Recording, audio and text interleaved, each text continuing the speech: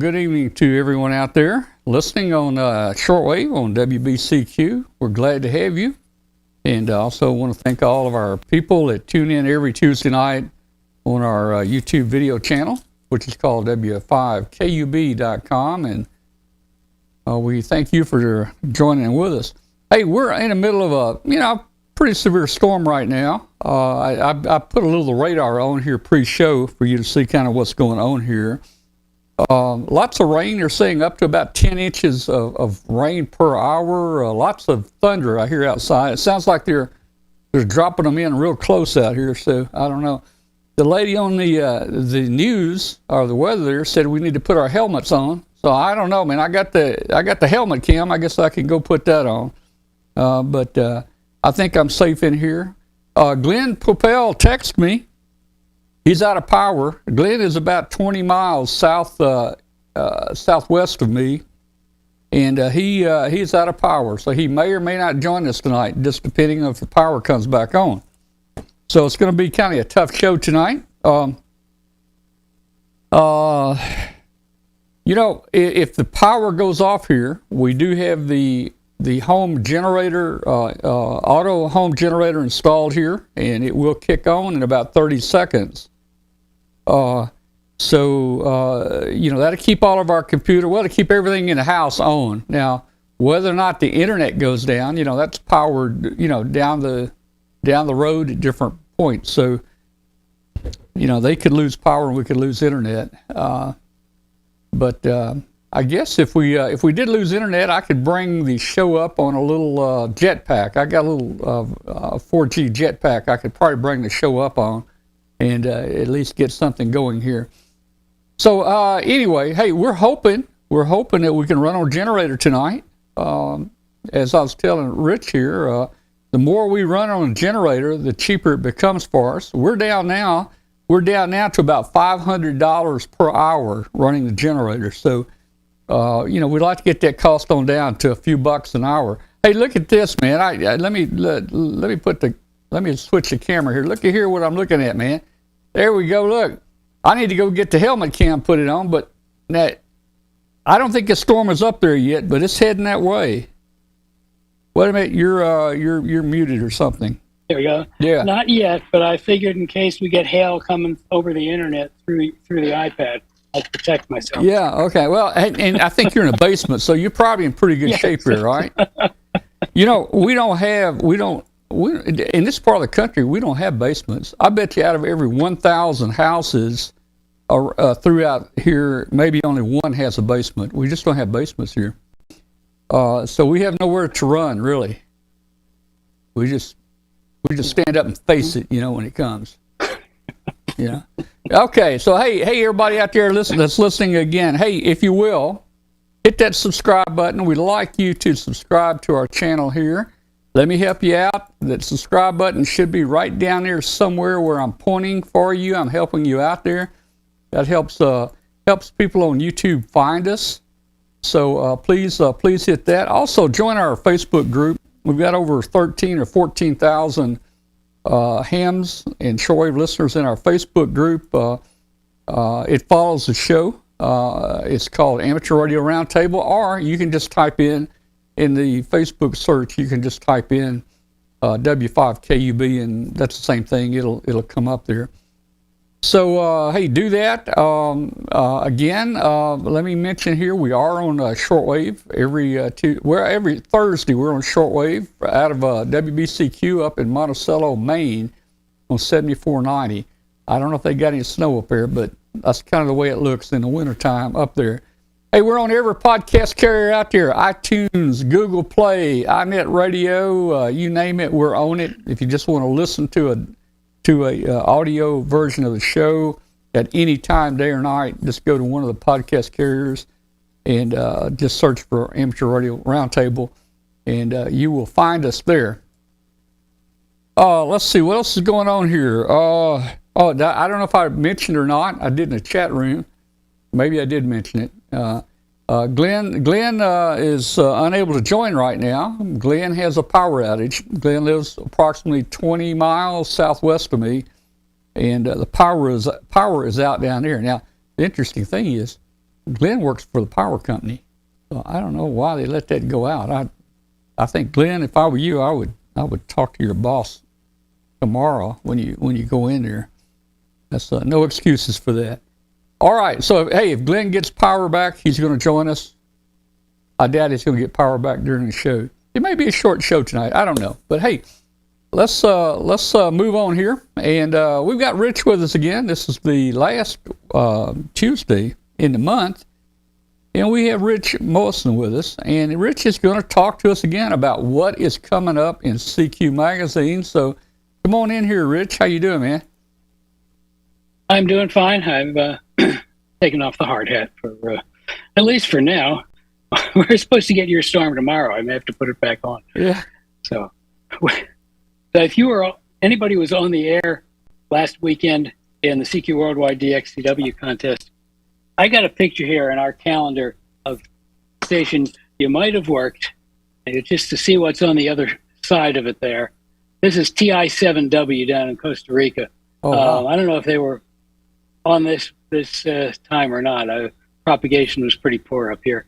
So, but Cool. If you happen to work TI7W either this year or sometime in the past, this is what's on the other end of that station. That's pretty impressive, I'll tell you. Yeah, it is. And this is our calendar, which I'm Hold it down a little bit. Hold it down a little bit to the left. There you go. There you go. Okay. Wow. Yeah, and it's nice. a montage of K0NEB's Dayton pictures on the cover. Oh, yeah. And we've also got our brand new project calendar. Oh, I like that. Man, I this is like a lot that. of fun. Yeah. So Cool, man. they make great holiday gifts for yourself or someone else who might appreciate them. So December issue is our holiday issue, of course, and our technology special. And we've got, I think it's like a dozen different articles in the fall into the technology special category. So we're really pumping them here. Let's see. 1, 2, 3, 4, 5, 6, 7, 8, 9, 10. Yep. A dozen different stories. And they cover the gamut from all sorts of different things. So let's get started on that. We start out with an FT8 article. Oh, do you have blinders on? Getting more from FT8.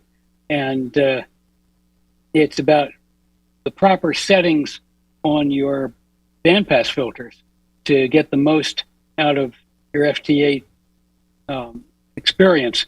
A lot of filters are much narrower than what you can see on your waterfall display, and they block out a lot of signals. So this is a guide to making sure that you have the best setting for your FT8 operation to get the most possible contact on your screen there.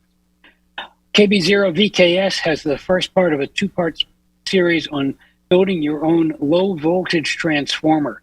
This is a great idea for your test bench, provide a low-voltage power source, and he also uses it to identify mystery transformers. So you can basically use it to figure out the turns ratio, the voltage ratio, and so if you have an old transformer in your junk box or you pick one up at a flea market that you don't know what the values are going in, going out, what it can handle, he's got guidance here on how to do that. Part 1 is building the low voltage transformer, and part 2, which is going to be in our January issue, will be on using it for identifying different parameters of unknown value transformer. Really interesting stuff. Falls right into that technology special category. Our good buddy Sherlock returns. He hasn't been here in a while, and he's investigating heat-related failures of the 2N222A, no, that's 2222A transistor. Iconic transistor, been around forever, and it's not heat-related, it's cold-related failures, and really interesting to read if you're a builder and you use these, been around for years. Good thing to watch for if you suddenly have one die on you. K8BYP has a piece titled "How Low Can You Go?" K8BYP's test equipment QSO. Talk about QRP. He made a contact using an RF signal generator. Well, not really an RF signal generator. It is a Regal arbitrary waveform generator. And he was able to make a contact with that. So it just proves that you don't need a lot of power for having successful contacts. K3MT has a very interesting piece on S parameters made easy. Raise your hand if you know what an S parameter is. I can't see you, but that's okay. I'll bet most of you are not raising your hands. And I wouldn't have raised mine before I read this article. It's particularly important to understand when your signal is going to more than one place, such as through a splitter or something like that. And very educational. WA9PYH, who is a regular contributor, has a piece on building a tiny QRPP watt meter, staying in the QRP category for now.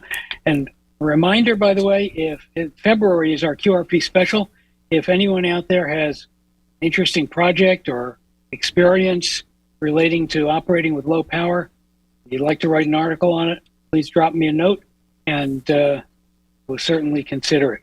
Always looking for good, interesting stories and projects for our QRP special. So this is on the tiny QRPP watt meter, which goes, well, it's very small. I'll show you a picture of it here. It'll be in color in the magazine, of course. And that's cool. Very small. Yeah. Among our columnists, our emergency communications columnist, K3PFW, asks a philosophical question: is technology your friend or your downfall? And it's an interesting think piece where technology and communication meet in the middle. KL7AJ in Analog Adventures writes about bridging the gap, and he's about an RLC bridge and a couple of other bridge circuits. So that's Eric's column for this month. K0NEB in kit building is starting out a build of the new T41 software-defined radio kit. It's designed by our own microcontrollers editor, WATEE, and his partner, Al Peter, ACHGY. So it's a full-featured 20-watt SDR-based transceiver, color display. So it's not a little tiny bare bones kit. This is a big deal, and Joe is working on building it, and he's got part one in the December issue here, and he'll be tracking it as we move along over the next few months. In our QRP column, we actually talk about antennas. Scott K8SMA is titled "Fishing for a Portable QRP Antenna," and he's, I believe, using a good fishing pole for antenna. Actually, it's well, you got to read it to see it. It's not a fishing pole. It's kind of an inverted V, or an uninverted V, or something like that. Interesting piece. On the topic of antennas, we have our antennas column. WA5VJB takes us up into the UHF and microwave bands with a piece on slot antennas, which is really interesting about how it signals. Basically, the slot antenna is kind of the inverse of a Yagi. If you've got a Yagi, you have a lot of space around and elements of aluminum that carry the signal. In a slot antenna, you have a lot of metal with holes in the middle at And that's what creates your antenna directivity, gain, etc. So very, very interesting stuff. I find myself saying very, very interesting about almost every article. That's what I love about this job is I learn so much from getting these articles in and the columns, and just being able to share that with our readers is really great. Back to the issue, another antenna in VHF Plus. We have an antenna project for 1296 megahertz, a quick and cheap omni antenna. W1GHZ has put that together and has offered that up to N4DTF to include in this column this month. And Trent also writes about a VHFer's holiday gift list. So if you're a VHF operator and you're still thinking about what to get, take a look at Trent's column. Now, you'd think that was the whole magazine, but it's not. It's only about half. We've got a whole bunch of other stories, too. We've got 2 stories coming out of Hurricane Ian. NO7XM writes about a QCWA chapter down in the Florida Keys that packed up 4 truckloads of bottled water and took them over to the West Coast after Hurricane Ian to hand out to hams and their neighbors in the stricken area there. And we've got a short photo essay about some Ukrainian hams getting back on the air. The photos here of kids at a school station. And they're back in school and back on the air. So very glad to hear about that. We've got a few different de-expedition stories. We've got WB2REM and K5PA have a article titled, "So You Want to Go on a De-Expedition?" And this isn't about any particular de-expedition. This is about planning one, if you want to make a trip like that yourself. A very, very helpful piece for anyone thinking of operating from a faraway place. And, holiday-style de-expeditions are really getting more popular in addition to these massive 20-person, $2 million de-expeditions. A growing number of people are packing a small radio with them and the antenna and just getting on the air from a variety of maybe not quite so difficult places to get to around the world. I mean, we've got the 3Y0J de-expedition coming up to Bouvet in January. This is not about those kinds of de-expeditions. This is about the kind of de-expedition that one person can do on their own and all the planning steps you need to do it. In honor of de-expeditions and it being the December issue, our CQ Classic this month is on another de-expedition. This is from 1976, and it's the VK9XX de-expedition to Christmas Island. So what better time to run it than in our December issue? And in our DX column, we have our third de-expedition story on JW0A up in Svalbard. So that's a really interesting place. I remember my friend Nathaniel W2NAF, when he was a graduate student, spent several weeks up in Svalbard, maybe even several months, and had a great time operating from there, as well as doing his ionospheric research, which led to the creation of HAMSci. We also have our announcement for the 2023 nominations being open for the CQ Amateur Radio DX and Contest Halls of Fame. The nominating period opens January 1st and ends March 1st. If you know someone who has really gone above and beyond in terms of DXing or contesting, and not just that they've worked the whole world 4 times over, but they have to have made a major contribution to the art and or sport of DXing and contesting as well. On the Amateur Radio Hall of Fame, we're looking to honor hams who have made major contributions either to the hobby or to other aspects of life on the planet, or non-hams who have made major contributions to amateur radio, either directly or indirectly. So take a look at the criteria in our December issue. And if you think of someone who you think deserves to be honored in the Hall of Fame, send in a nomination by March 1st. We've also got the rules for the WPX RITI contest coming up in February.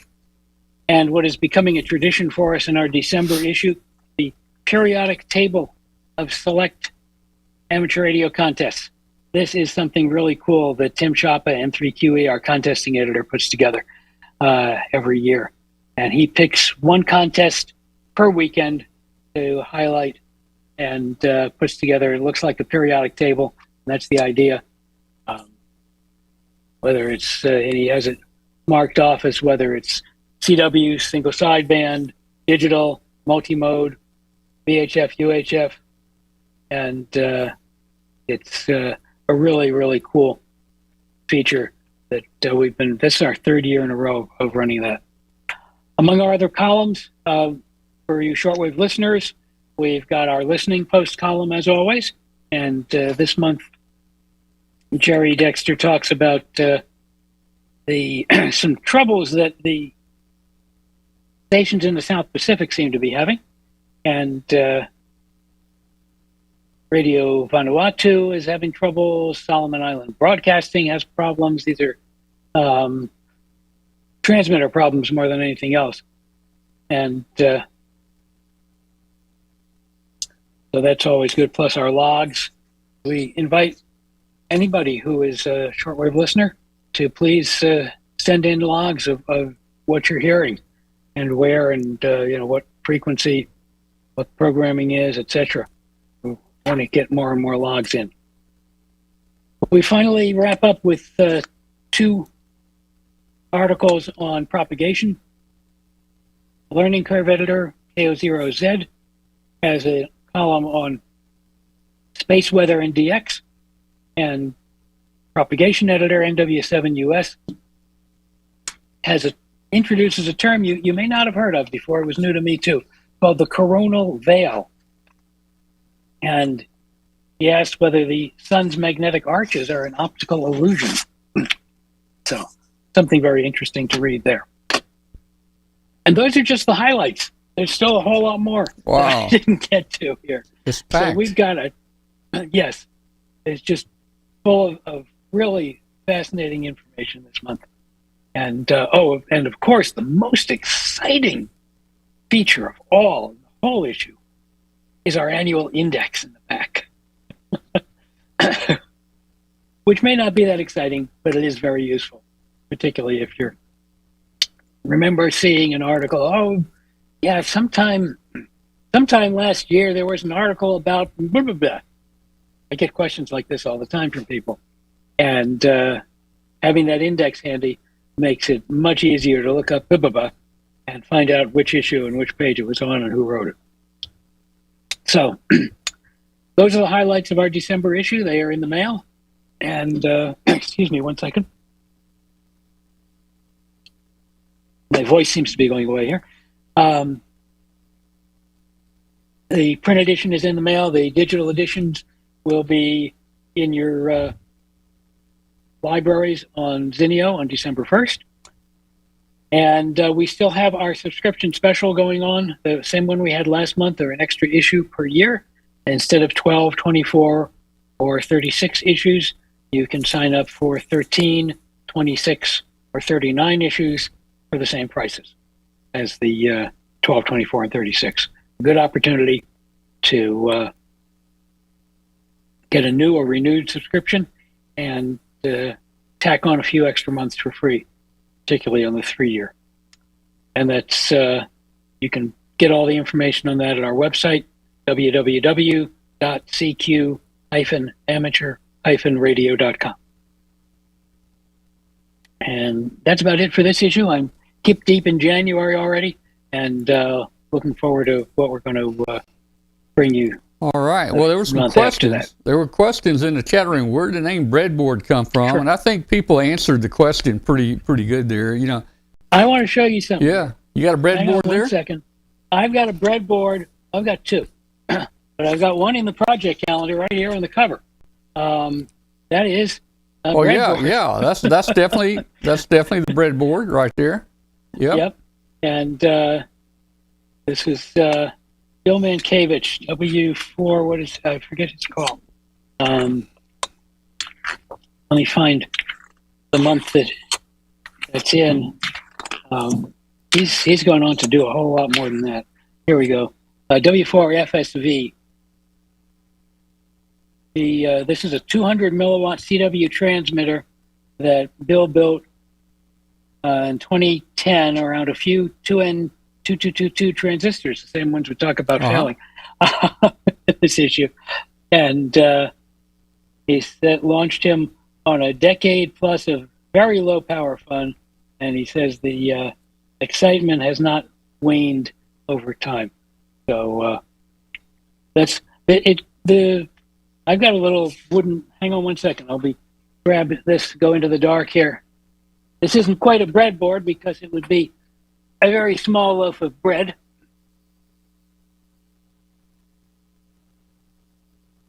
But here is a little transmitter built on a piece of wood. Cool. Get it in front of the camera There you go. I like this is a 40-meter transmitter. Yep. Built from a kit that we featured years and years ago here. Oh yeah. Not that many years ago, probably about 15 though. And I've never put it on the air, but it's very cool to look at. But basically in the early days of radio building, a lot of the we had discrete components like this, and they were just built onto a block of wood. Nobody knew about shielding or any of the other problems that you might have by having open air circuits. So everything was just out in the open and built on a piece of wood. And a very common piece of wood to use was a wooden cutting board, and that's where the breadboard came from. Well, it was so much fun back in the early days building that equipment and using it. It was a lot of fun. I still think back to those times. Nowadays, instead of breadboards, the wooden breadboards, what a lot of people are doing, they're just taking sheets of copper-clad board and just soldering parts on top. Any part that would go to ground, you just solder it to the copper cover there, and let the parts just kind of stand up and hook to each other, which works out very well too. So that's pretty good. I think it's called the Pittsburgh style of construction. Comes from Pittsburgh, Kansas, not Pennsylvania, and you basically are gluing little pieces of circuit board onto a blank sheet of circuit board, which serves as your ground plane, and then connecting the components between the little pads that you glued into place. And it's really quite similar to the point-to-point construction that we did back in the 50s and 60s and 70s. I've got some of those pads that you're talking about right here. You break. I use them just to breadboard on, but these are the little pads he's talking about. They'll break off. They'll break off really easy, and then you just glue these little pads down on your circuit board, and they're insulated from the ground plane, and you just use these as connectors to solder your parts on. But the thing I was talking about, I'm sure the people in New York probably have a different name for it. I always knew it as Manhattan style building, where you band the parts up and solder them to a thing, but regardless, it's all the same. So that's pretty cool.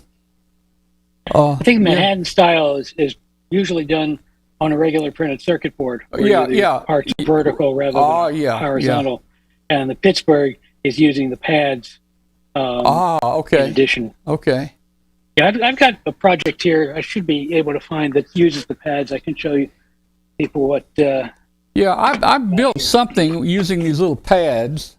You can see them right there again. Each little pad will break off, and you glue it down. See, and you glue that little pad down, that little square down on the circuit board, and that becomes a terminal. Let's see what here we go. This is a variable bandwidth filter with an audio amplifier. And you see the little pads that are Yeah. soldered Yep. onto the it's not really circuit board, it's PC board material.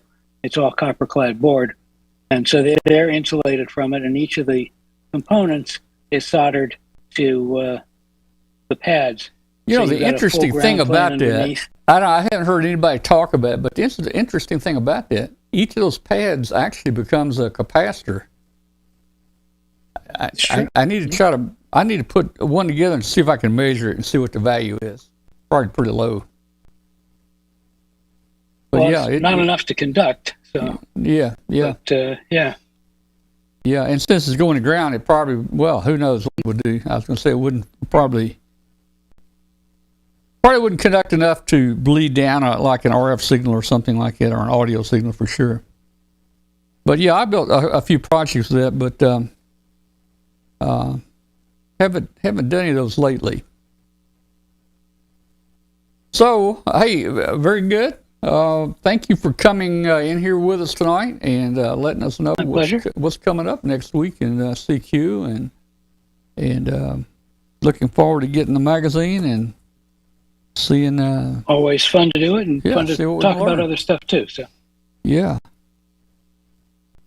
Let's see. I want to wish everybody. I hope everyone had a very happy Thanksgiving, and since let's see, the end of December is going to be the 27th. So let me wish everybody in advance a very Merry Christmas and Happy Hanukkah and Kwanzaa if you celebrate, depending on what you celebrate.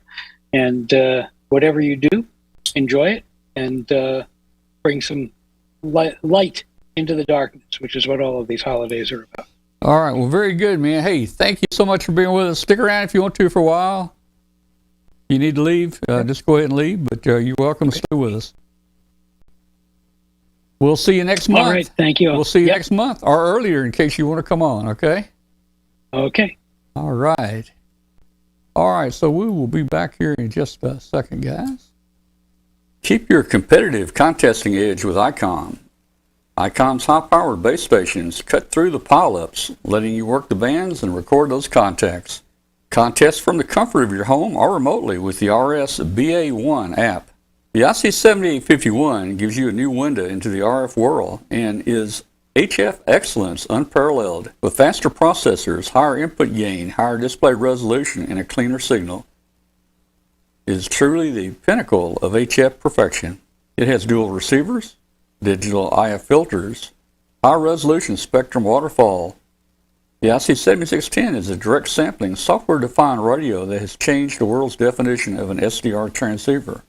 Features include RF direct sampling, 110 dB RMDR, independent dual receivers. Create your own band opening with the IC9700. This transceiver brings direct sampling to the UHF-VHF weak signal world. This all-mode transceiver is loaded with innovative features that are sure to keep you very busy. It has fast processors, higher input gain, higher display resolution, and a cleaner signal. Included are real-time high-speed spectrum scope and waterfall display, smooth satellite operation with 99 satellite channels, dual watch operation, and full duplex operation in satellite mode. The IC7300 is the high-performance innovative HF transceiver with a compact design, and it will far exceed your expectations. This innovative HF transceiver digitizes RF before various receiver stages, reducing inherent noise in different IF stages. The IC7300 changed the way entry-level HF is designed. Features include RF direct sampling, 15 discrete bandpass filters, a large 4.3-inch color touchscreen, real-time spectrum scope. For more information on ICOM radios, visit www.icomamerica.com/amateur. All right, we should be back, and let's see. I was looking at the chat room earlier, a couple questions here. Hey, Brett has to replace a really flea-sized 2N222A surface mount, I think in his SGC tuner. And, you know, the past 3 years, we've been doing a lot of surface mount stuff, building our own little trackers here. And all that's using 402 parts, which are pretty small. Probably about half the size of a flea, maybe even smaller. I don't know. Anyway, hey, there, a couple ways you can take that off, Brett. Someone mentioned a hot air. Yeah, you can use that, but you got to be very careful. If especially when you have parts real close, you use that hot air. It's not only going to remove that part, but it's going to remove other parts. And sometimes it even removes parts on the other side of the board. So you got to be real careful there. I would suggest just to remove it. Take you something like an X-Acto knife, something like that. Something with a sharp point. I don't know if you got any like little dental picks or anything. And just try to stick it under that transistor and heat one side up with a soldering iron and just lift it up. And then you can actually grab that transistor with a pair of little tweezers and you can heat the other side and it'll come right off. And it should be pretty easy to put the part back on. Just get it in position, tack one side, and then once you get the position kind of like you want it, just then go ahead and solder the other two leads. So you'll get it. I'm sure you will. Hey, we were talking about shortwave a few minutes ago. I found out something I didn't realize it, but WTWW went off the air. And I don't have any personal knowledge of it. I think I read I just did a search on the internet, maybe Wikipedia. Appears to be some type of fallout, I guess, from their engineers and the people that own the station. So how do I say, that employee arrangement no longer exists. So I think WTWW will be coming back on air. That's a religious station. A religious station owns WTWW. And I think Ted has been, he had a show, a regular show on there when WTWW wasn't being used for the religious owners. He would put on a QSO show or play oldies music there. So I think it just got too expensive for the owners, because you take a 500. I've got a little bit of insight on that. Oh, do you? You take a 500,000 watt transmitter. I would imagine electricity is more than $10 an hour, man. Yeah. What do you know about it, Rich? Yeah, we're going to be covering our January news bites. Basically, it was a financial decision by the owners that continuing to run the transmitter in the studios was too expensive. And so they moved all their programming to streaming only. Ted and the DJs who did the musical stuff with him have all moved over to WRMI, and are going to be, they're probably already on there, but they're transported all their programming over there. And so I think they're calling themselves WRMI Legends. And so they will continue to do Ted's Ham radio program and the musical programs over on WRMI. Yeah, I think you're already. I think he's already on WRMI. I believe that's already happening. Yeah, but I kind of got caught by surprise. I don't know when this happened. I guess maybe a few weeks ago. Yeah, I think it was basically the beginning of this month. Oh, okay. Well, hey, again, I always wondered about the cost of running a 500,000 watt station, the electricity. I mean, guys, they don't have just 110 or 220 running into that building. They got some massive stuff running in here, man. It looks like a power distribution for the state that comes into the building. They use a lot of electricity. So, speaking of WRMI, they got some antenna damage from Hurricane Nicole, and it took a couple of their transmitters down for a while. I think they're back up now, but I think their 41 meter antennas were damaged, and I think they're back on. I'm not sure, but those are the only ones that suffered significant damage was the 41 meter antennas. Yeah, yeah. You know, it's kind of funny. I've had hams talking about and asking questions. They've got this. They got them a transceiver now. 100-watt transceiver, and then they probably got them amplifier, and then they've got it modified for out of band. And they want to know what it'd take for them to put on a shortwave station to use that. How can they get their license? And it's just going to take a whole lot more oomph than a ham transceiver to put on a shortwave station, guys. It's you can put on a shortwave station, and 3 or 4 people may hear you, a few different places, but that's going to be it, man. You need that. You need that high power. You need those big antennas. And you need a lot of electricity if you want to get out. Yeah. All right. Let's see here. Yeah, we already talked about Brett and his 2N22. Or yes, 2N2222. I think we're flying right now on one of our balloons on W5KUB 113. I've got a 100 milliwatt PA amplifier running on 113 right now.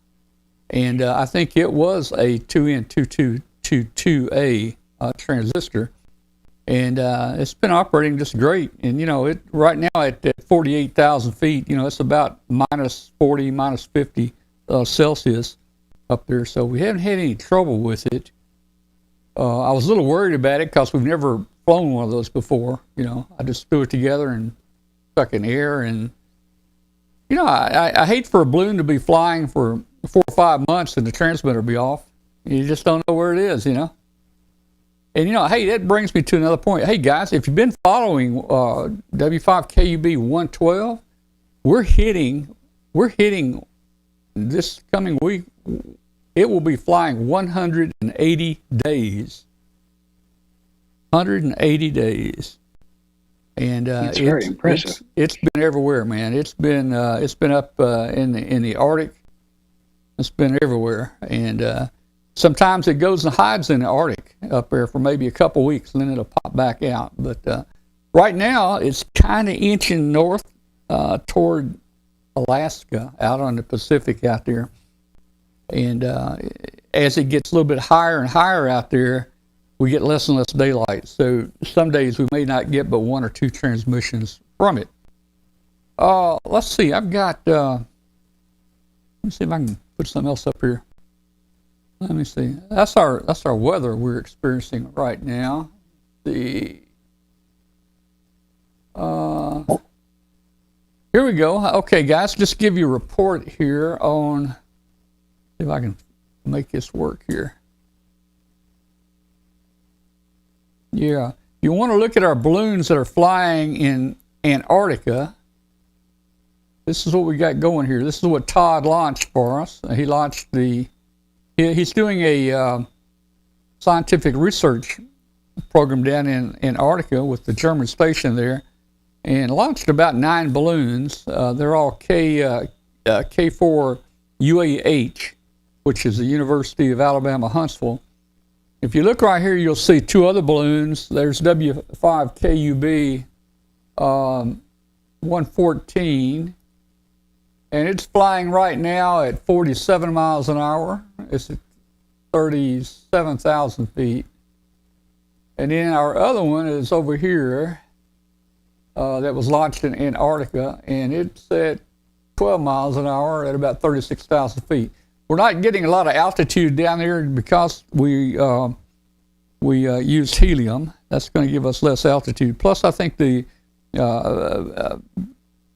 barometric pressure and some other things probably are limiting us. Plus, we're flying pretty heavy. The ones that we built up to send down here were pretty heavy, and we did that on purpose because what we normally fly comes in around 7 grams total. That includes all the solar panels, the 20-meter antenna, the tracker, everything. 7 grams. That's a little more than a nickel.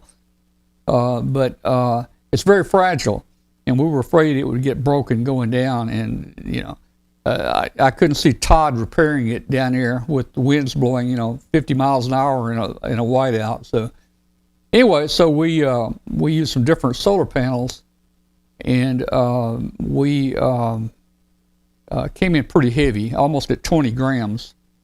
So one tracker we're flying, the 114, has a horizontal panel, very small, single. Well, I got a picture of it here. Single panel, very heavy solar cell right there. The tracker is actually glued on the bottom side of that. That's the entire thing right there, and that came in just a little under 20 grams. We like to fly under 10 grams, but anyway, it's up in the air and it's flying, and it's doing pretty good. With the horizontal panel, we need at least 20 degrees elevation of the sun for it to come on and work, and so that's limiting us. We've got to wait for the sun to get up 20 degrees high before it comes on. This is another one we sent up here, and it carries the call KD9 UQB or W5 KUB 115. And this was this is three 100 milliwatt panels we put in a circular form, and this is picking up the sun off the sides, and it's actually picking up the sun at about 2 degrees elevation. So our other ones won't pick up and start until about 20 degrees.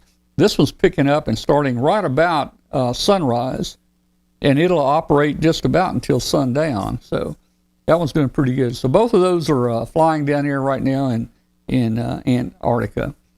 And then let's see. I think I mentioned the other two. Well, the other two we've got flying here were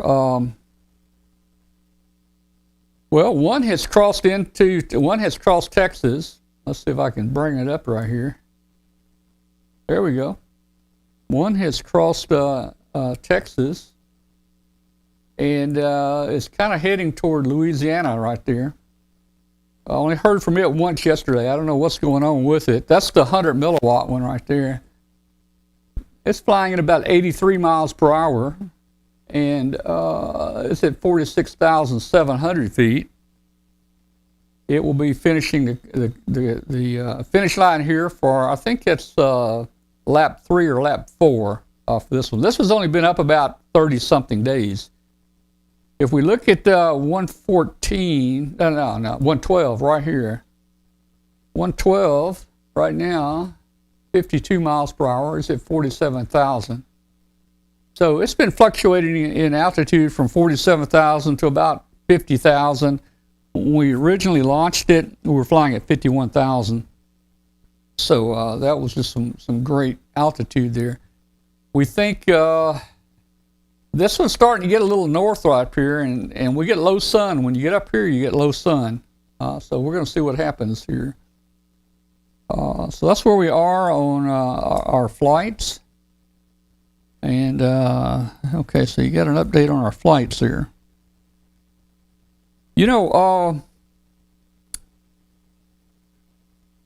Everybody knows we're trying to get our satellite station back together. And so I've got a working station there. Last week you guys heard it. I think I played a little clip here. You heard the audio through the International Space Station and some of the satellites. Here is let's see. Yeah, I'm just going to click on this. Is going to take you over to the satellite system. There's our satellite system right now, and this program is called Sat PC 32. And it is a free program. You can see there, those are actually satellites. Those circles are actually satellites there that are moving. And if you watch it long enough, you'll see they're actually moving. So this is a pretty neat program. It tells you when you're going to come over and at what what azimuth, what elevation, and so forth.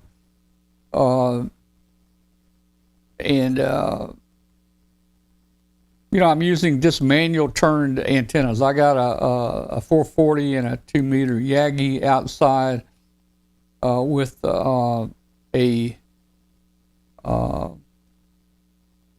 just a regular azimuth rotor, and I've got an elevation rotor. So 2 different rotors. So as I make a contact, I have to work 2 rotors and, turn one left or right and the other one up or down, to try to stay track of the satellite. But the satellite's not moving that fast, and that is, it's starting to work out pretty good for us. So there's something new coming up here for satellite, and I'm really interested in trying this out. Let me show you what I'm talking about here. So someone contacted me and told me I should try this. And let me see if I can pull it up. Yeah, I'm gonna pull this up and show you something. I was not aware of this product out there, and I should be. One is being shipped to me. I should get it any day. And here it is. It's called SAT, S-A-T, right there.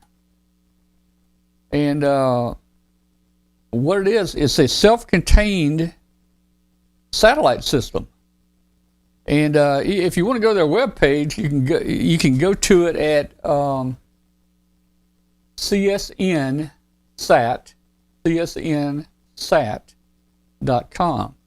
Now, hey, the nice thing about this is it will plug directly into my IC 9700 radio, and it requires all the other programs I've had to configure COM ports and USB ports to control everything, and the computer controls the radio and all that.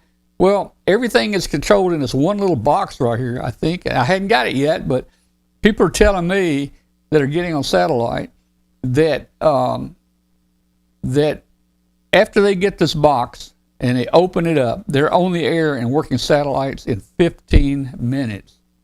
And what it basically does everything. It updates all the satellite files. It tells you which satellites are coming over. You can tell it which ones you want to try to follow. There are graphics that show you where the satellite is, where the rotor is, and so forth. All this comes out of that one little box there that just plugs into the CIV port of the radio. And then you take your laptop, and you just connect to this little box. Has its own little Wi-Fi access point in it, and you just connect with your laptop to this little box, and you're on satellite basically, and it controls your radio. It controls the frequencies as the satellite moves. It changes the frequencies due to Doppler shift and so forth, both the uplink and downlink, it even controls your rotor. Now, they've got it designed here where it plugs into one of the Yaesu G5500 rotors. I don't have a G55 rotor.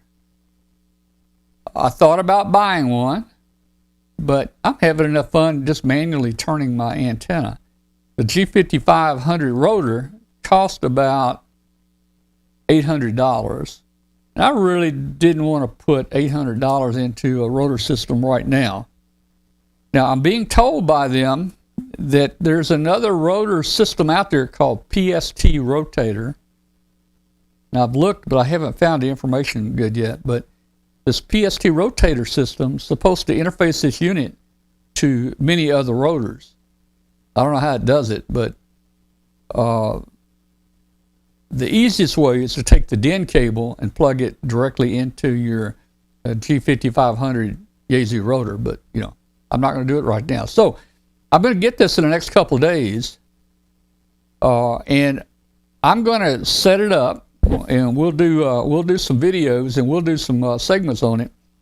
How easy it is to set up, and how well it works satellites. Again, knowing that I'm going to have to manually turn my antennas azimuth and elevation, but that's what I'm doing now, so not a big deal. And then at some point I may get that rotor where I can just plug directly in, and then I don't have to touch anything. It just the antennas just follow the satellite, and that's it there. Let's see. I'm gonna look at the chat room here and see if what's going on here. Oh, let's see, Bill Brown. Bill Brown, I think, is wanting to join us. Get Bill in here. Let me check the chat room here real quick. Let's see. Yeah, EI2 IP set PC32, great piece of software. Have it connected.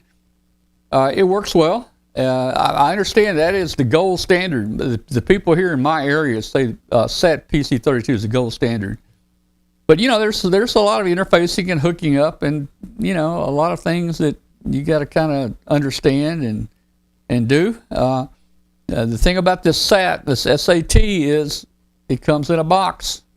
It's all in a box, and it's supposed to work. You plug it in, and this thing's going to work. Maybe it's just a minor configuration, but no COM ports, nothing like that. And, it's going to be fun trying something different. Back years ago, another program that was very popular was called Orbitron, and I used to use Orbitron many years ago for satellite. Let's see.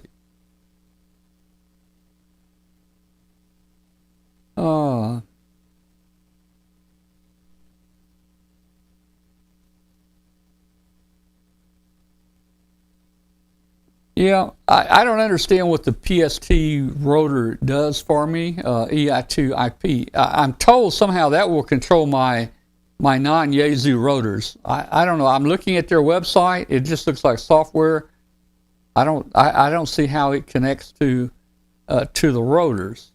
Maybe I'm just totally wrong on this, but I'm hoping that there may be another way to interface this SAT to my rotors that I have. If not, I'll work them manually, or I will I'll buy a Yaesu rotor. I think Bill joined us. Is Bill here? Bill, you there? There's Bill. Yeah, can you hear me? Yeah, I hear you, man. Yeah, got any bad weather? Has the bad weather got to you yet? Oh yeah, it was hard to get an internet connection because I have to use a cell tower link, and the rain was so heavy it just didn't get. I wasn't able to connect. Yeah, So, it was. Hey, they were saying it was coming down 10 inches per minute here earlier. 10 inches. 10 inches an hour. I think that's what it was. I have not a minute. seen this much rain here in probably a couple of years, all at once. It was pretty severe. We had a lot of a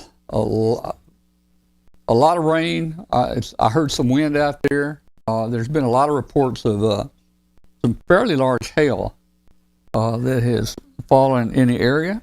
And let's see, what else?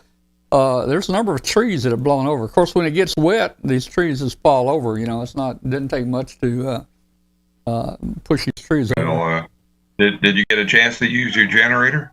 I'm sitting here. Glenn's out of power down there in Olive Branch. Olive Branch.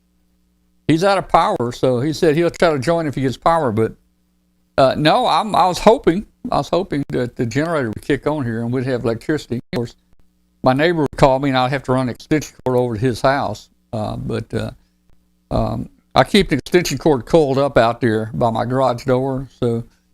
If I'm not here, Power Company. Yeah, if I'm not here, he can just grab that 100-foot number 12 extension cord and pull it over his house, and he can plug a few things in. So how much do you charge per kilowatt? So far I hadn't charged him anything, but right now the generator, we're down to about $500 an hour on the generator.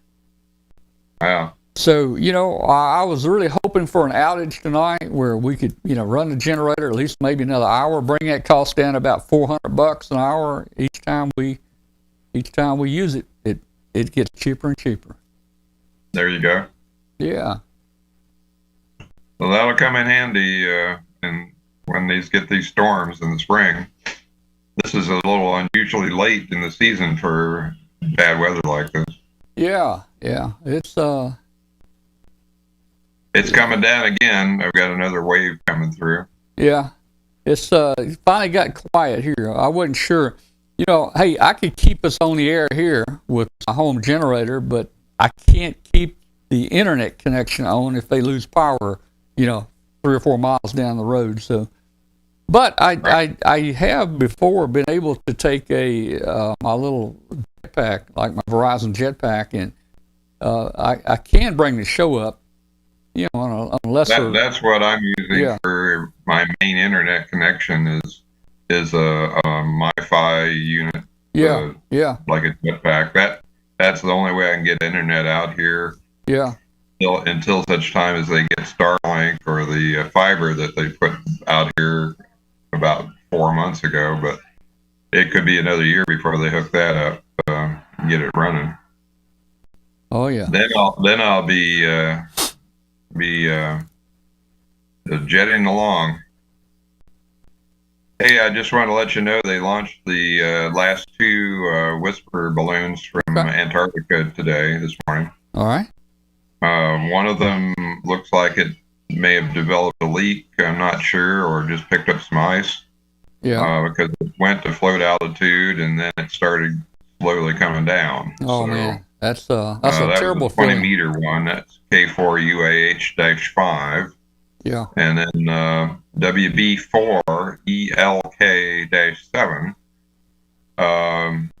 It's on 10 meters. Okay. Cool. So and I'm using a QRP Labs, a little module that I added a 4.2 volt regulator and some solar panels. Yeah. And that one, I'm very curious to see how it does on the 10 meter band. Apparently it wasn't open today down to the South Pole, but be looking for that and on 10 meter band and see if you see anything. Well, I'm going to start playing with some new setup here this next few days or a week or so. I'm going to try. I'm going to play with the dual transmission, 20 meters and 10. Maybe 20 on 2 and 4 and 10 on 6 and 8 minutes or something like that. I don't know. What do you think about that? That'll work. I think the 15 meter band is a good one too. It's open more than 10, but you'll get some super long propagation for low power as compared to 20 meters. Although I have to say that all of these transmitters that are flying in the South Pole right now, 3 of them are just a few hundred miles from the exact South Pole. One is kind of heading right towards it. I think it's only about 300 or 400 miles from the exact South Pole. That one on the right, K4UH-2, I think it is. Anyways, it's in total sunlight now. In fact, several of them are, and some of them are operating almost 24 hours a day. So it's pretty neat propagation. They're getting a lot of gray line propagation, particularly year one, which is W5KUB-115 that was launched a few days ago. That one, with your circular cylinder arrangement of solar panels, that one's getting down to about 1 degree solar elevation. So I'm seeing a lot of gray line propagation right at sunrise and sunset with that one. And we're getting all kinds of reports on these low power transmissions. I mean, we're talking for your transmitters, they're around 11 milliwatts. Yep. And my Sky Trackers are 25 milliwatts, and they are being received all over the United States, and Europe, and Norway, and on opposite side of the world reception. Some of them are completely on the opposite side, Alaska even. So it's just phenomenal, the low power propagation from the South Pole. It's really, really amazing just how far they're getting. So if you have a beam antenna or some sort of directional antenna that can point towards Antarctica, listen on 20 meter Whisper and also a 10 meter Whisper and see if you pick these up. it is quite doable. It probably requires a little bit of gain on your end to pick them up, but I know N4XWC, Shane here has got a 6-element beam on 20 meters. He's got a lot of reception reports from almost all of the transmitters, and he's right here in Alabama. So it's a fun thing to listen for, and since they're all up there, we've got currently 9 of them were launched, and we've got 6 of them flying on the whisper bands. I'm sorry, 7. 7 of them are flying on the whisper bands. Yeah, there's an example of some of the reception reports that are being received. Now, this one. Well, actually, that looks like yours. Yeah, this one is the. This got the 100 milliwatt PA on it. Yeah, that's dash 113. Yes. So I've been comparing it. I've been comparing it to the other one, and it does look like it's getting to more stations. So I guess the power is helping a little bit. Oh yeah, it does. Yeah. So, but they're all in the air now, and like I say, I think we had one failure, and that's out of 9 total launches, which is pretty phenomenal.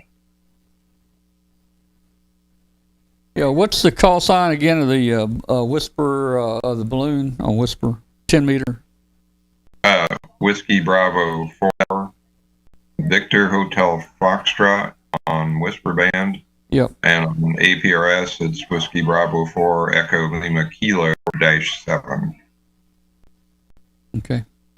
So you can go to aprs.fi and amateur.sondhub.org and see those. 10 meter WB4 VHF, right? VHF?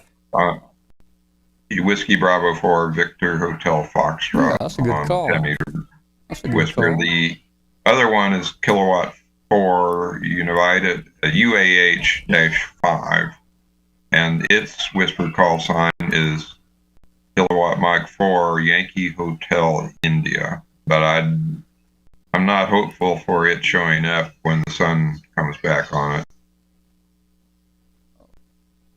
But it'll probably show up. If it does show up, it'll probably be around 2 in the morning, our time, Central Time, that you'll see it. So I'm hoping that it just picked up a little ice and that it's not going to go completely down to the ground. I just try to bring up VHF on 10 meters. I don't see it. I don't see it yet. Well, you have to go back 24 hours on the database. Oh, okay. It's more than 24 hours. I'm just looking at the map. On the map, I had the map. Let's see. I had the map set for 24 hours. Well, if you put it on the map, but make sure the map's on 10 meters. Yeah, it is. I'm on 10 meters. WB4. Is that right? Yeah. WB4 VHF. 10 meters. And Whiskey Bravo 4. Yeah, 10 meters, 24 hours, and I'm not seeing it. So maybe it's been more than 24 hours. No.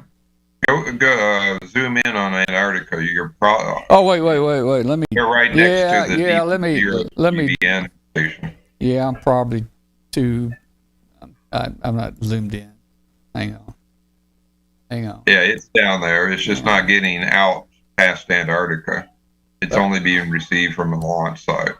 But that little dot there, that's where the Delta Papa Zero Golf Victor Nancy. That's where their where their Whisper site is. Yeah. For the New Mayor 3 station, and so that's the launch site right there. Well, I don't see it, but that don't mean it isn't there. I'm on 10 meters. You have to zoom way in on the position report there. To zoom in, you had to hit Control. And I see. Because they're almost right on top of each other. On top of each other. I got you. Yeah. That's the reason. Yeah, there it is. That's the reason I'm not seeing it. Right there. Here we go. the band hasn't been. There you go. The band hasn't been. There wasn't 10-meter propagation from the South Pole today. So, but listen for it in the next couple of days, and hopefully we'll get some 10-meter signal reports. So it'll be a fun experiment. You know, you've got me thinking now. Instead of 10 meters, maybe I should try 20 and 15. Yeah, 15 has been a real good band lately. It's open more often than 10. Yeah. But when 10 is open, it is wide open. So, the nice advantage to 10 meters is the antenna is half the length. So Todd reported it was a lot easier to launch by one, with one person. Yeah. So I guess I'll use a multi-band, probably a trapped antenna, 20 and 15. You could make a little trapped dipole. Yeah. I'll get a little straw. I'll get me a straw and wire me a few turns around it and put a little cap across it, and I'll make me a... It'd be very lightweight, and that'd probably be the way to go. I'm just not sure what length to cut the 10 meters at. 8 feet 7 inches. Yeah. Would probably be the ideal length. Yeah, and then the trap. So it's hard to really test it physically. I mean, it just. Well, you'd have to. I need a big bucket truck here. That's what I need.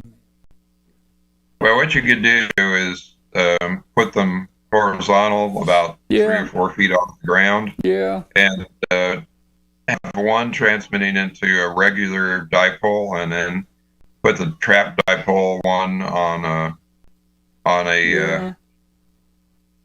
the same time slot, but at slightly different frequencies, so they don't interfere with each other. And then look at the signal level comparisons you're getting off of whispernet.org. In fact, there's a company that makes a product that is supposed to test your antennas based on that principle. Well, I tell you, the name of it. People listening probably are going to get some bad advice from me, but I have found over the years I have not been real accurate cutting my antenna. And I know you have a length that you want for 20, and I talked to Michael Michael over in Sweden there, and his is a foot shorter. He said that's the best one, a foot shorter, and you go a foot longer. So hey, I just kind of rip it out there. I got some tape on my workbench. Here's 3 feet, 6, 9, 12, 15 feet. There's 2 more, 17 clip. So I don't. So you've been running about 17 feet on 20 meters? Well, I think, I think what is it, 17? 17 on each leg. Yeah, I've been running 17 feet 1 inch. Well, yeah, I think that's what I was running. I think 201 inches, something like that. 205. 205, yeah, 205. Okay. So well, I think I cut it back. I just wanted to see what Michael's was going to do, and I think I cut 5 inches off each leg this last time. Went back to 200 each. I don't know. It's hard. It's hard to compare them, Bill. What did you use for the Antarctic flights? What length?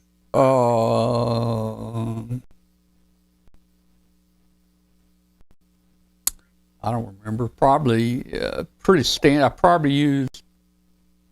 Well, I tell you what I think. I think I used the 200 inches on each leg. 200. Okay. Yeah, I think I used 200. I kind of figured it would be between ground level formula and free space formula, and so there's a free space formula, which is the ground formula, as you know, is 468 divided by the frequency in megahertz for a half-wave dipole, and so free space is 492 divided by half. Well, on that using that formula, 482. Using that formula for free space, where do you consider free space starting? At 100,000 feet, at 200,000 feet, 500? Space. Yeah, I mean, where do you? Space. I think Yeah. you still. So if you're talking space, if you're talking space now, you're talking way out there, and and to me, then that would sound like at 40,000 feet, you'd almost have an Earth type. Well, I biased Just, it closer to free space than I did ground. Because I think it's going to be. I think these are a lot closer to ground than they are to free space. That's the reason I was asking, where is free space? How many feet or miles? In free space, it would actually be longer. It would be 17 feet, 5 inches. Yeah. So, I don't know. I would just think that at 40,000 feet, you would be closer to the Earth calculation than you would be free space. But that's why I pretty much put it right in the middle. Yeah. And I don't even know if the middle. I don't even know if the middle's the right place, man. I'm still trying to figure out where is space. Well, you could develop a little SWR bridge that you could measure on your microcontroller, and that'd be a good experiment. Hey, you know about flying an SWR meter? Yeah. I tell you, I'm gonna talk to Michael about that because he's looking for something new to try. So SWR meter. And it doesn't have to handle very much power, so the components can be for a very lightweight. So there you go. There's a little project for you. Yeah. Just had this little add-on board with the backer. All right. Well, I've always wanted to try that, and then launch a few. Launch a couple of flights that are 1 inch, a couple of inches shorter each time, and see where you are. Yeah. With conditions. If you wanted to get real fancy, you could actually, with the SI 5351A, obviously you can change the frequency, and you could do a little sweep with it. Oh, yeah, and see where the SWR is the lowest. Right. That is exactly what's in a number of these SWR, little small SWR bridges.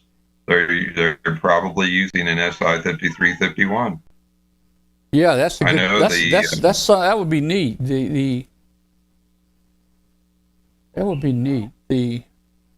You could run the 5351 through the band, and the Arduino could kind of plot it. It's the best at this frequency. Take a sample. Just do a little blip. By the way, for those that aren't familiar with the chip we're talking about, it was Silicon Labs, which I believe is now owned by Skyworks, but it's the SI Sierra India 5351A is the synthesizer chip that's used in our trackers. It's a very tiny 10 pin MSOP form factor, that little chip that Tom's showing there. It is hand solder. You can hand solder it with a steady hand and a big magnifying glass. Yeah. But it is possible to hand solder them because they have pretty good leads on them, but the lead spacing is very, very tiny, very narrow. But it's a powerful chip. You give it a reference clock, and you can adjust the frequency in very, very small subhertz increments, which is how we're generating the whisper frequencies, which are 1.46 hertz apart, which is a tiny step, but it's easily done on this chip. So that's the beauty of this chip, is the frequency agility of it is phenomenal. And that's why it's used in so many products, like antenna measuring bridges and little transmitters. I'll have to look up that product that is actually uses WhisperNet signal reports. It sends a transmission out and then looks at what signal reports you get to measure your antenna performance. So you can switch between different antennas with this whisper transmitter and get a great idea of just how well your antenna compares to another antenna. Yeah, I don't know if I put much faith in that. I mean, by the time I change an antenna out, the conditions are going to change, you know? Well, the secret here is to, if you want to do it as accurately as possible, you would have two transmitters. Yeah, at the same time. And two antennas in your backyard and use the same time slot and then compare the same receive stations on the other side of the country and then compare them.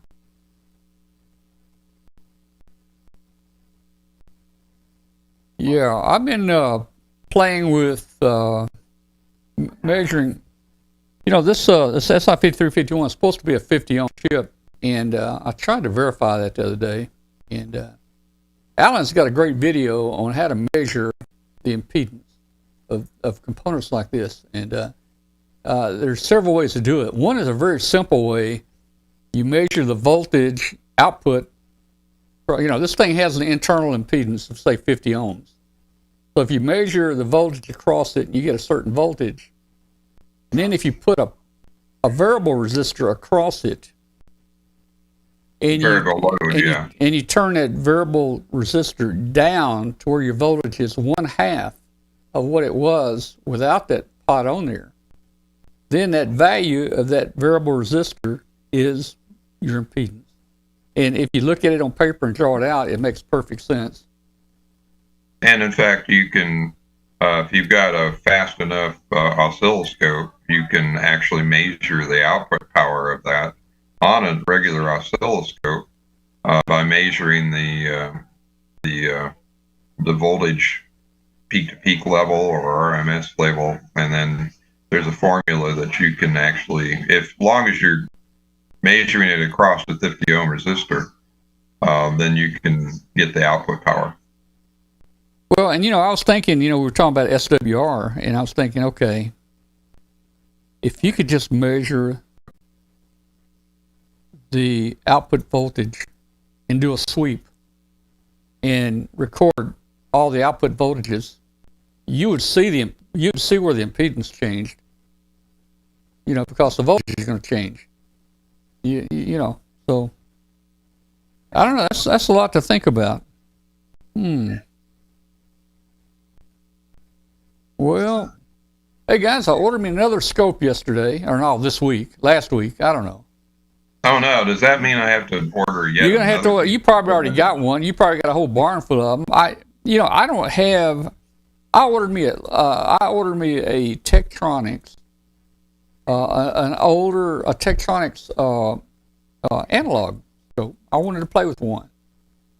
So, you know, I'm going to use it and play with it and compare it with the one that, like we've got, the new digital scope. And, you know, I don't know how accurate the one we've got is, Bill.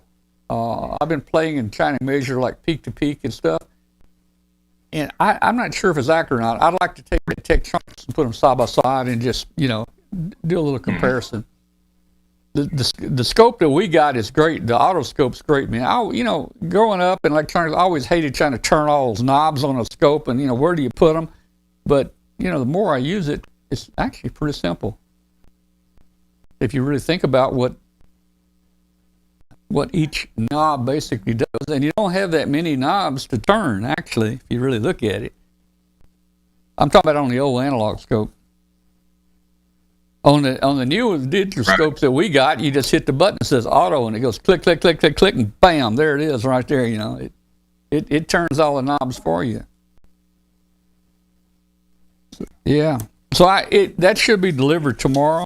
It's just a little 100 meg 2-channel Tektronix scope. In fact, I may get 2 of them. That one should do that XY. Yeah, it will. Yeah, they and all those Tektronix basically have a position for XY, or they may say add. I don't know. You know, it may say add or it may say XY, but they actually have a switch on there. But hey, I bought one. It's coming, and I bid on another one, and I'm still the winner on it so far. So I don't know. I may end up with two of those, Bill. So you don't have to go out and order Texarkans now just because I ordered one. I'll have another one. It's the model 2235. Okay. I used to have what was it? Can't remember, a 430. Yeah, man, they got so many of them out there. It was a very old one, but it was a great scope. I still have it. Yeah. It still Hey, works. I sold a scope up in Dayton this year for $5. It was one of the big. It was like I don't know. I saw that one. Did you saw it? I don't remember what it was like. An ICO or something. It had the big 5-inch round screen in it. I had my eyes on it. Did you really? Oh man! Hey, if you told me, I'd have given it to you. But I think I took $5 for it. I didn't want to bring it back. Oh, well, I was weighing over the chiropractor bill for lugging it back all the way back to the car. Yeah. It looked like it was a pretty heavy one. Yeah. So, hey, let me make a quick announcement here. We're coming down to our 2-hour ending in our shortwave group, our shortwave transmission. You've been listening to Amateur Radio Roundtable, a show about ham radio. And we're ham radio operators, shortwave listeners, and so forth. And if you're out there listening on shortwave on 7490, man, we're glad you tuned in with us tonight. You can hear the show every Thursday from 5 to 7 p.m. Eastern Time on 7490 WBCQ out of Monticello, Maine. If you want to join us, the show is live on Tuesday nights, and it's a video show. You can go to W5KUB, and you can join us there at W5KUB.com. You can watch the show there, and we also have a chat room that you can enter and actually chat with us and other people around the world that are watching the show. So please do that. Send us an email if you're out there listening. Send us an email. We'd love to hear from you. Send it to tom@w5kub.com. tom@w5kub.com. And we got about 1 minute to sign off. And the storm has gone. Here, it sounds quiet out there, but Bill, they were dropping them in close earlier tonight. I know they were pretty intense here too. Yeah. Hey, I was looking through the chat room, and Brett WY7BG's got a good suggestion for making a tiny little SWR bridge. Oh, okay. And Does he really? That's the easiest way is to run any coax. And like RG174 is pretty steep stuff, and it wouldn't add a whole heck of a lot of weight. Yeah. Well, there are going to be some minute voltages, though, aren't they? Man, they're going to be down there. Well, actually, not as much as you might think. It's yeah.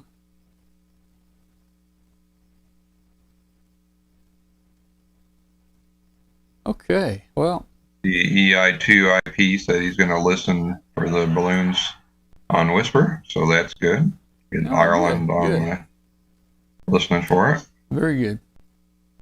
And he makes a good suggestion. EI2IP makes a suggestion that if you only have an azimuth rotor, just angle your antennas up around 15 degrees, and you can work about 90% of the LEO satellites. Yeah, so that's true. That's a good suggestion. That's true. In fact, on my azimuth elevation rotors out there, at my other home, I had a, the dual band Comet vertical antenna, the fiberglass. I had one of those mounted on with the 440 and a 2 meter, so I could tilt that when I tilt that thing back. That dual band fiberglass antenna would tilt back. Right. And that thing would work just fine, man. It would work great. There's a groups.io for the PST rotator. Now, And are you familiar with it, Bill? Are kinds- you familiar with the PST rotator deal? I am. All right, let me ask you a question. I know we don't have a lot of time here, but so the SAT people are sending me the SAT unit. That's the satellite unit. Again, I'm still in the same boat by not having automatic rotors. Now, the SAT unit interfaces through a DIN plug right into the Yaesu rotor, azimuth elevation rotor. So everything just plugs in and it works. But that G5500 rotor is about $800. I have one of those. I have a 5400, which is the earlier model. Okay. And it works really well. I've had it out there for almost 20 years, and it's sturdy and holds up. I do have an issue with one of the position sensors on the elevation. Has gone out on me. It got struck by lightning. So my elevation is one of the my elevation rotor is one of the original Yaesu. It's the Kenpro. Kenpro made it, and then I think then Yaesu bought it. But see, it doesn't have plug, or it's not, it's just manual up and down. So here's my question. You might be able to wire that a control unit in and then use the PST rotator software. Well, here's my question. The SAT people tell me that a lot of people are having good luck with PST rotor or rotator, whichever it's called now. But I look at the website and it looks like just a piece of software, and it looks pretty complicated. I mean, where would I hook my 12 wires and my rotor wires to it? I mean, I'm looking for some type of interface box. It probably goes through the DIN connector. See, I don't have a DIN connector. I don't have DIN connectors on my rotors. Well, it says it can handle almost every controllable antenna rotator in common use. Well, but see, and that's where I thought, well, okay, so somebody's got a little box that you hook the six wires and 6 wires, and they plug into it, and it will interface to. And I know that can be done. I know Glenn is working on, the Arduino rotator systems that interface to the computer. But you can control through that DIN plug on my unit on the G5400. The DIN control has all the position sensors and the control signals to control it. Well, that's how how this SAT works. It plugs into the DIN. It don't even plug into the computer. Everything is self-contained.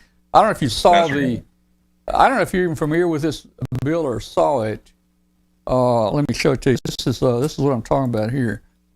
This thing, you don't load a program like a satellite program or anything. It all comes. This thing right here plugs in through the CIV cable right into your ICOM radio. It controls your ICOM radio. You take your laptop and you just connect to this, and all the satellites and everything are there. You don't have to set up any COM ports or anything. But this has a cable that plugs into the DIN connector on the Yaesu rotor, which I don't have a DIN connector. So I'm kind of looking for the solution to automate my 2 manual rotors. Now, if I can't, I can still use this and just manually turn the antennas like I'm doing with SAT PC, which is. I would say that since the DIN connector basically just taps into all the signals in my rotor box, that you probably should be able to tap into the rotor cable itself somehow. Well, but it's got to speak the language. I'm sure it has some intelligence in there and some data moving back and forth. It's got to have data moving back and forth, so the DIN connector on my G5400 is basically the output of the analog position sensors. Okay. It's a voltage, and then there's a FET in there to on the circuit board that when you activate or ground it through the control pins, it'll move the motors. Well, You'd have to look at your Ken Pro control box and see how what you'd have to do to tap into those signals. well, I mean, if it's that simple, I could tap into probably the azimuth rotor is the same. It's a 6-wire.